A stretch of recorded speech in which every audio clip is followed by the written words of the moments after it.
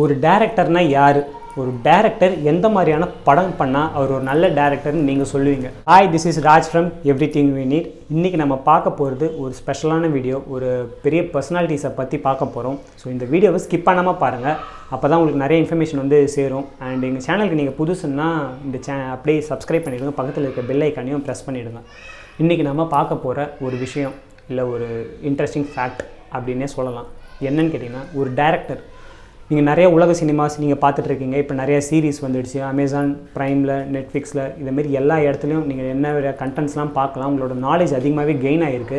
So இந்த மாதிரி காலகட்டத்தில் நீங்கள் எதிர்பார்க்கலாம், தமிழில் இந்த மாதிரி படங்கள் வருமா, தமிழில் இந்தமாரி சீரீஸ் வருமா, தமிழில் யார் தான் இதெல்லாம் பண்ணுவா, அந்தமாரி எஃபிஷியண்ட்டான டேரக்டர் இருக்காங்களான்றது டவுட் இருக்கும்.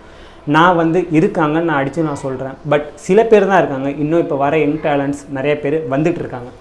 நீங்கள் நிறைய படம், எக்ஸாம்பிள் ஒரு டைட்டானிக், இன்னைய வரைக்கும் 90s வந்த படம், இன்னைய வரைக்கும் நீங்கள் வந்து அதை வந்து ஞாபகத்தில் வச்சுருக்கீங்க. ஒரு ஃப்ரேமும் உங்களுக்கு ஞாபகம் இருக்கும். அந்த அளவுக்கு அந்த டேரக்டர் அதுக்காக உழைச்சிருப்பார். அந்த படத்தோட கேப்டன் அவர் தான். அதேமாரி நம்ம தமிழ் சினிமாவில் பாரதிராஜா இருந்திருக்காரு, பாலச்சந்தர், இமயம் அவர் இருந்திருக்காரு. அண்ட் இப்போ வர recent directors Shankars, Murugadoss and Balu Mahendran, இந்தமாரி எக்கச்சக்க டேரக்டர்ஸ் இருந்திருக்காங்க. அவங்களோட ஒர்க்கை அவங்க எஃபிஷியண்ட்டாகவே பண்ணியிருக்காங்க.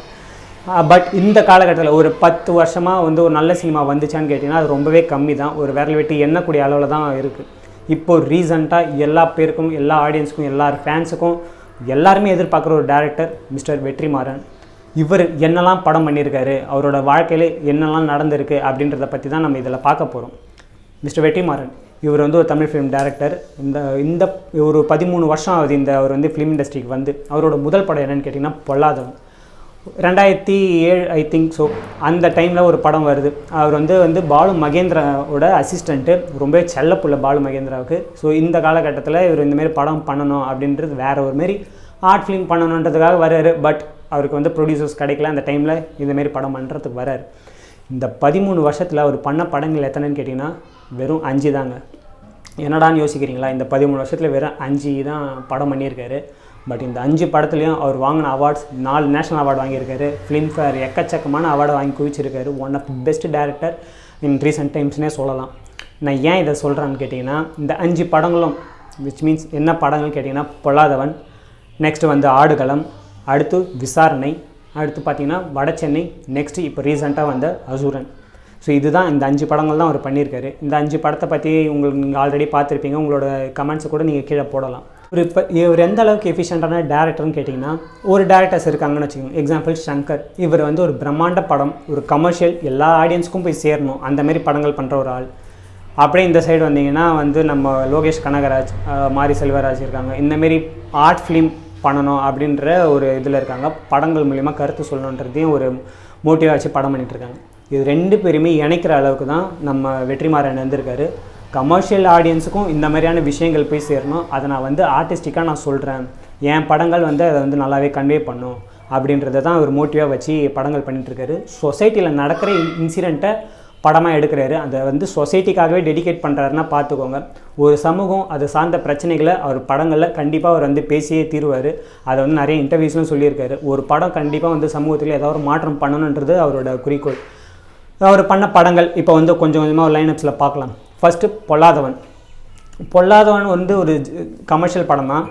ஏன்னு கேட்டிங்கன்னா, அதில் வந்து நிறைய லவ் இருக்கும், காமெடி இருக்கும், ஆக்ஷன் இருக்கும், எல்லாமே கலந்து கட்டி ஒரு மிடில் கிளாஸ் ஃபேமிலி எப்படி ஒரு கஷ்டத்துக்குள்ளே மாட்டிக்கிறாங்க, எதுலேருந்து மீண்டு வராங்க, எல்லாரும் யங்ஸ்டர்ஸ்க்கும் பிடிக்கிற மாதிரியான ஒரு படம் தான். பாட்டும் சூப்பராக இருக்கும்.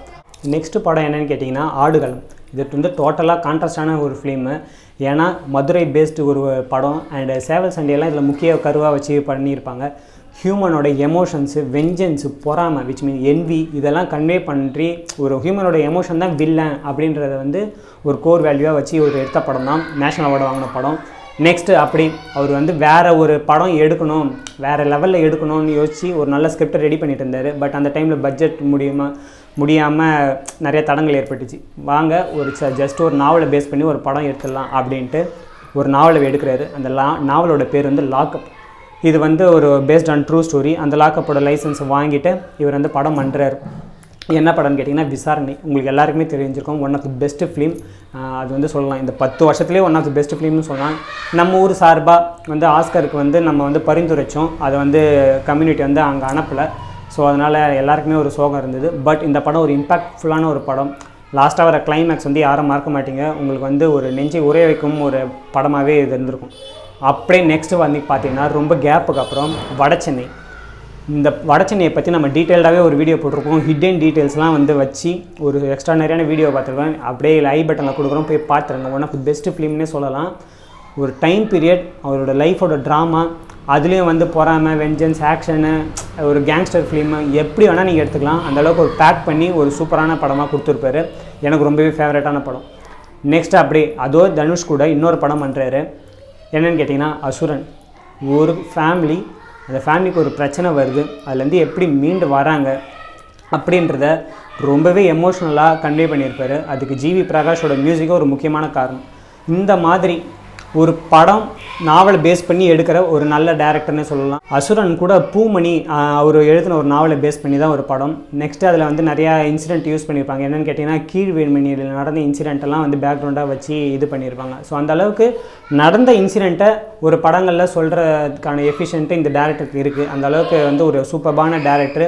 ஸ்க்ரீன் ப்ளேயில் உட்காந்து எனக்கு டைம்லாம் போனாலும் பரவாயில்ல, 2 வருஷம் 3 வருஷம் நான் உட்காந்து எழுதி தான் படம் பண்ணுவேன் அப்படின்றதே ஒரு குறிக்கோளாக வச்சுருக்காரு. அண்டு அசுரனை பற்றி உங்களுக்கு ஒரு சின்ன இன்ட்ரெஸ்டிங் ஃபேக்ட், இது நீங்கள் நிறைய ஃப்ரெண்ட்ஸ் கூட நீங்கள் ஷேர் பண்ணி எனக்கு இந்த விஷயம் தெரியுன்றதையும் நீங்கள் காட்டிக்கலாம். என்னென்னு கேட்டிங்கன்னா, நீங்கள் நிறைய பேர் தேவர் மகன் படம் பார்த்துருப்பீங்க. அதில் வந்து சிவாஜி பக்கத்தில் கமல் நின்றுட்டுருக்க போஸ் வந்து உங்களுக்கு எல்லாருக்குமே தெரிஞ்சிருக்கும். அதுக்கு பக்கத்துலேயே வந்து நம்ம வடிவேல் சார் ஒரு கை இல்லாமல் நின்றுட்டுருக்காரு. இந்த ஃப்ரேமை நீங்கள் ஞாபகம் வச்சுக்கோங்க. இதே ஃப்ரேமு அசுரனில் இருக்குன்னு சொன்னால் நீங்கள் நம்புவீங்களா? நம்பி தாங்க ஆகணும். வடக்குறம் இருக்கார்ல, அவர் வந்து அவங்களோட பையன் பக்கத்தில் இருப்பார். அதேமாரி ஃபங்க்கு தாடி வச்சுட்டு கூட இன்னொருத்தர் இருப்பார். அவர் கையில் ஒரு கை இருக்காது. இதே ஃப்ரேமு அவர் தெரிஞ்சு வச்சாரா தெரியாமல் வச்சாரா தெரியல. பட் அந்தளவுக்கு சூப்பராகவே பண்ணியிருப்பார். ஏன்னா இதுலேயும் அவங்க வந்து அப்பர் கேஸ்ட்டாக தான் இருந்திருப்பாங்க. தேவர் மகனும் உங்களுக்கு நிறைய பேர் பார்த்துருப்பீங்க. One of the best film தான். ஸோ அந்தளவுக்கு வந்து நீங்கள் பார்த்தீங்கனாலே உங்களுக்கு தெரியும் எந்த அளவுக்கு வந்து அவர் நுணுக்கமாக ஒர்க் பண்ணுறக்கூடிய ஒரு டேரக்டர்னு. வெற்றிமாறன் இந்தமாரி படங்கள் மட்டும்தான் பண்ணுறாரு. அவரோட ரொம்பவே வந்து ரிசர்வ்டாக இருக்கார் அப்படிலாம் கிடையாது. அவர் வந்து நல்லாவே ஒரு ஜோவியலான டைப் தான். அவர் வந்து ரொம்பவே பிடிச்ச விஷயம் என்னென்னு கேட்டிங்கன்னா புறா ரேசிங். அவர் ரொம்ப வருஷமாக பண்ணிகிட்ருக்காரு. எப்படி வந்து இப்போது மாறி படம் பார்த்துருப்பீங்கள்ல, அதில் வந்து புறாவெலாம் வச்சு ஒரு ரேசிங்லாம் பண்ணுறாங்க, சாம்பியன்ஷிப்லாம் அடிக்கிறாங்கல்ல, அது வந்து ரொம்ப வருஷமாக பண்ணிகிட்ருக்காரு. அவர் அதை வச்சு ஒரு படங்கள் பண்ணணும் அப்படின்றது ஒரு ரொம்பவே ஆசை. அவர் வந்து ஃபஸ்ட்டு படமாக என்னன்னு பார்த்தீங்கன்னா ஒரு சுண்டாட்டம், அதாவது கேரம் போர்டு, இதை வச்சு தான் ஒரு படங்கள் பண்ணணும்னு நினச்சிருந்தாரு. அதை தான் வடச்சென்னையிலையும் வந்து ஒரு இதாக வச்சுருப்பார், ஒரு லேயராக வச்சுருப்பார். ஸோ வந்து இவர்கிட்ட அசிஸ்டண்ட்டாக இருக்கிற, இல்லை அசிஸ்டண்ட்டுன்னு சொல்ல முடியாது, பட் இவர் கூட வந்து கொலாபரேட் பண்ணுற ஒரு டேரக்டர் சுப்ரமணிய சிவா. இவர் யாருன்னு கேட்டிங்கன்னா திருடா திரியோட டேரக்டர் தான். அவர் என்ன சொல்லியிருக்காருன்னு பார்த்தீங்கன்னா ஒரு இன்டர்வியூவில், வெற்றிமாறன் கிட்ட ஒரு ஒண்டர்ஃபுல்லான ஸ்கிரிப்ட் இருக்குது. இது வந்ததுன்னா தமிழ் சினிமா ஏன் இந்திய சினிமாவே மாற்றி அமைக்கும், அந்தளவுக்கு உலகத்தரம் வாய்ந்த ஒரு படம் அவர்கிட்ட இருக்குது.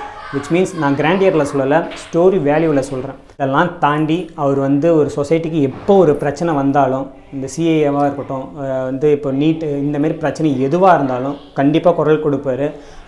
உங்களுக்கு நிறைய பேருக்கு நிறைய இன்டர்வியூஸில் பார்த்துருப்பீங்க. அந்த அளவுக்கு அவரோட பேச்சு வந்து நல்லா கருத்தாக இருக்கும், டீட்டெயில்டாக இருக்கும். இஸ் ஒன் ஆஃப் தி இன்டலெக்சுவல்னே சொல்லலாம். ஒரு விஷயத்தை புரிஞ்சு ஆழ்ந்து அதில் இருக்கிற நிறை குறைகளை சொல்கிற ஒரு ஆள் தான். சொசைட்டிக்கு எதுவாக இருந்தாலும் குரல் கொடுப்பார். இப்போ வந்து ஒரு வேடந்தாங்கல் பக்கத்தில் ஒரு ஏக்கர் கணக்கில் இடம் வாங்கி அதில் வந்து ஆர்கானிக் ஃபார்மிங் பண்ணணும், எல்லாருமே இயற்கையோடு ஒன்றி வாழணுன்ட்டு அந்த ஒர்க்கை பண்ணிகிட்ருக்காரு. ஒரு கட்டத்தில் சென்னையிலேருந்து நான் மூவ் ஆக போகிறேன் அப்படின்றதையும் நான் சொல்லியிருக்காரு. ஸோ வெற்றிமாறனை பற்றி நீங்கள் என்ன நினைக்கிறீங்கன்றதையும் கமெண்ட்டில் சொல்லுங்கள். 13 வருஷத்தில் வெறும் 5 படங்கள். இப்போது தமிழ் சினிமாவில் 60 வயசுக்கு மேலே ஒரு டேரக்டர் இருக்காங்கன்னு கேட்டிங்கன்னா இல்லை. முன்னாடி இருந்தார் யாருன்னு கேட்டிங்கன்னா நம்ம பாலச்சந்தர் இருந்தார். 80 வயசு வரைக்கும் படங்கள் பண்ணிட்டு தான் இருந்தார். இப்போது நீங்கள் நிறைய உலக சினிமா பார்த்துருக்கீங்க. மார்ட்டின் கார்சிசி தெரியும். கிளின்ட் ஈஸ்ட்வுட் 90 வயசில் கூட ஆஸ்கர் அவார்டு வாங்குறாரு படங்கள் டைரக்ட் பண்ணி. இந்த மாதிரியான டேரக்டர் இப்படிப்பட்ட படங்கள் அப்படிலாம் பண்ணுறதுக்கு நம்ம தமிழ் சினிமாவில் ஆள் இல்லையான்னு கேட்டிங்கன்னா இவர் இருக்காருன்ட்டு நான் அடித்து சொல்லுவேன். இவர் வந்து நீங்கள் டைமே எடுத்துக்கோங்க, எனக்கு வந்து நல்ல படங்கள் வந்தால் மட்டும் போதும்ன்ட்டு நாங்கள் ஒரு ஃபேன்ஸ்க்கு அவர் வந்து ரிக்வெஸ்ட் வைக்கிறோம். இனி வரும் ஒரு 50 வருஷத்தில் எங்களுக்கு வந்து ஒரு 10 படம்னாலும் அதை நெருக்காக கொடுக்கணும். இந்தியன் சினிமாவை, தமிழ் சினிமாவை வேறு லெவலுக்கு எடுத்துகிட்டு போகணுன்றது எங்களோட ஆசை. ஸோ 13 வருஷத்தை கடந்திருக்காரு. இன்னும் பயணிக்க வேண்டிய தூரம் நிறையா இருக்குது. அண்ட் இப்போ அவரோட லைன் அப்ஸ் என்னென்னு கேட்டிங்கன்னா, சூரியை வச்சு ஒரு படம் பண்ணுறாருங்க.